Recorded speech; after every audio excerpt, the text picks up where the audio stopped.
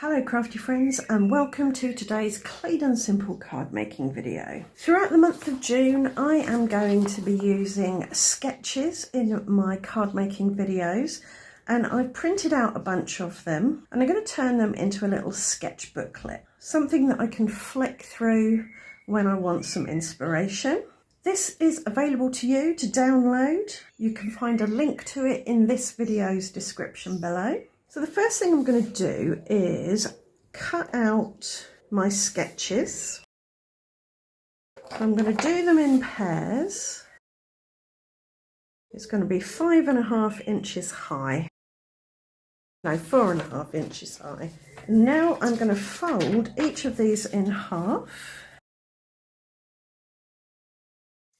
And I'm going to insert them into each other. I've printed these on copy paper, so it's fairly thin, which means this won't be too bulky. And now I'm going to make a little cover for it. So it's going to be just a little bit bigger all the way around. When I can find my pencil. I don't know what I've done with my pencil, so I'm going to make a little mark with these tweezers here. And I'll just fold this in half. Pop that in there like that. So making sure my cover is exactly where I want it to be. I've got my paper piercer here and a paper towel roll, and I'm going to pierce 3 holes all the way through. Not measuring, don't need to measure. So now I'm just going to sew this together. I've got some 6-strand embroidery thread on a nice chunky needle. I'm going to go up through the middle. You can put the knot on the inside or the outside, start wherever you like. In through the top, out through the middle, in through the bottom, and then you can tie your knot. And then just lift this up and make a little mark where you want to trim it. And I'm going to use a metal edged ruler and a craft knife just to carefully slice through like that. It's a bit raggedy. I think I might attempt that again. I find if you're cutting through lots of layers, it's better to just cut through a few at a time rather than try and get all the way through. There we go, that's much neater. And now I've got a little booklet, and on the back of each one you could write some notes. And I know this is kind of backwards, but you can write the note for that one over there, if you see what I mean. Right, today I think I'm going to use this sketch. Mr. Blackbird is in agreement. So I've got a linen textured card blank here, and I've just used this stitched rectangle die to die cut our linen textured panel to go on the front. Right, I found some dies. I've got a heart, a label and some foliage. I want to do a bit of spattering in the background. I'm thinking I might use this for my heart as I've got it out on my desk. And I've cut the label out of white, but I think I might colour that in a minute. I've got this piece of very distressed gold metallic paper. This was from that leaf gift set that I got in Japan. If you want to know more about that, I do have a Japan stationery haul video on my channel that you can watch. So that's very pretty, and I think that works nicely with that colour. Now I'm thinking, what shall we colour that? Saltwater taffy looks quite nice. It's a little bit different to the lighter colour in the heart, but if I'm very gentle with it, I might be able to not over colour that, just give it a blush of saltwater taffy.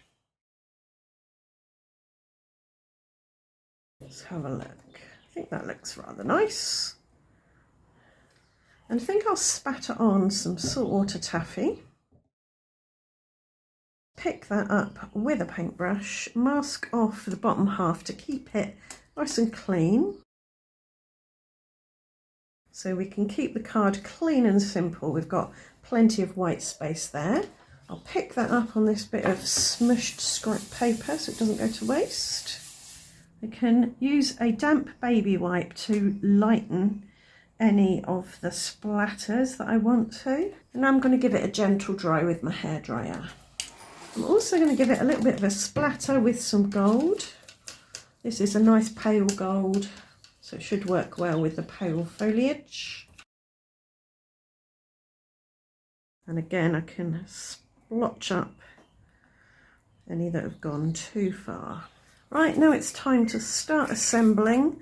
I'm going to use double-sided tape to add my panel to my card blank. There we go, I like that. To help me get everything positioned properly, I'm going to use my rule of thirds acetate grid. There's a video about how to make one of these linked below. A little bit of glue on there, don't need too much. Don't want it splurging out. And I'm going to use tweezers to get that positioned in the middle on that third line.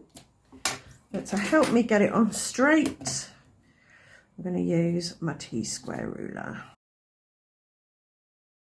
I've put some 1mm deep foam tape on the back of the heart. This will give it a bit of a lift, but it won't make the card too thick to go through the post. So I want some of that label peeking out here as well as here. So that's where I'm putting my heart.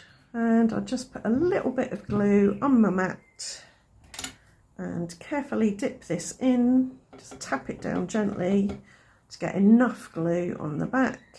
You can tap it off to prevent splurges, and then that can go there.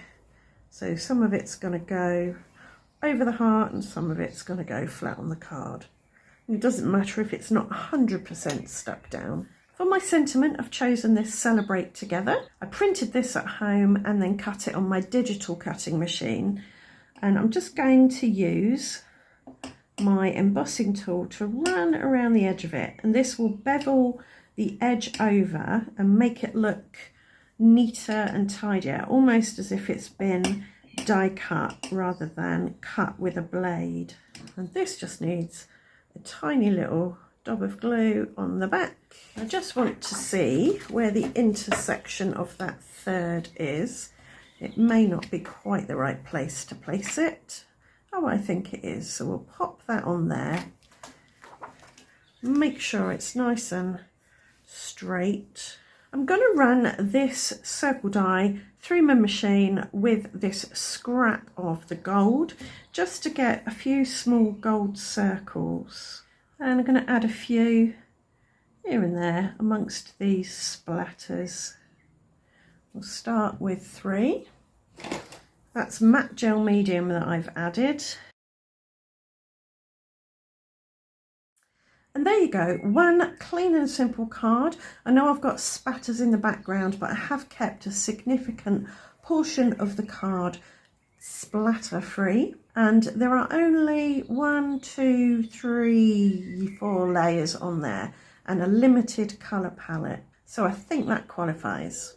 If you want to know more about clean and simple cards, I do have an ultimate guide video which you can watch anytime you like. The link is in this video's description, along with lots of other helpful links, I hope. So I've done this sketch. I'm going to give it a little tick, and I'm going to write on it the number of the video that this is going to be, so that if I ever need to find the video, I can find it easily. All my videos have numbers at the end of the title.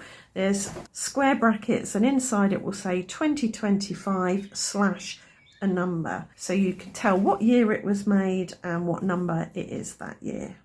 Right, I hope you found this video helpful. I hope you enjoyed it. If you did, please let me know in the comments, leave a thumbs up, and if you want to see more from me, do subscribe and ring that notification bell. And I'll see you back here very soon for another clean and simple card video. Thanks for watching. Bye for now.